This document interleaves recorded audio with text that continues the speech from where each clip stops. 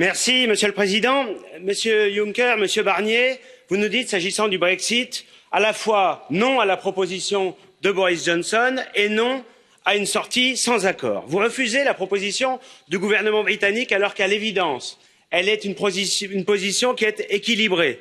Elle permet à la fois la sortie de la Grande-Bretagne de l'Union européenne et de l'union douanière. C'est la volonté exprimée démocratiquement par les Britanniques il y a maintenant plus de 3 ans. Et en même temps, elle respecte les accords du Vendredi saint.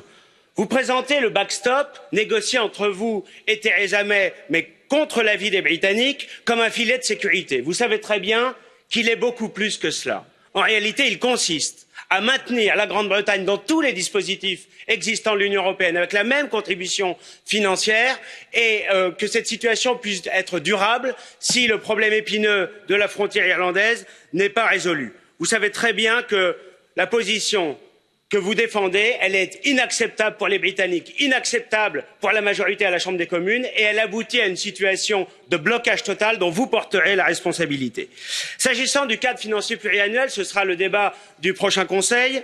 Il y a 2 écueils contre lesquels nous serons très vigilants. Le premier, c'est évidemment une inflation des dépenses, une augmentation du budget, des dépenses toujours plus grandes de l'Union européenne, toujours plus éloignées aussi des préoccupations des citoyens et notamment de ce qu'ils ont exprimé aux dernières européennes. Et puis l'autre écueil, c'est évidemment l'idée des ressources propres, une fiscalité européenne qui ne remplacerait pas les fiscalités nationales, mais qui en réalité se cumulerait, rendant la pression fiscale dans nos États toujours plus importante. Et enfin, j'ai vu M. Macron parmi les chefs d'État, M. Timmermans parmi les commissaires européens s'exprimer récemment pour conditionner les fonds structurels de l'Union européenne au respect du prétendu état de droit, suivez mon regard, ciblant évidemment la Pologne, la Hongrie et un certain nombre d'autres pays.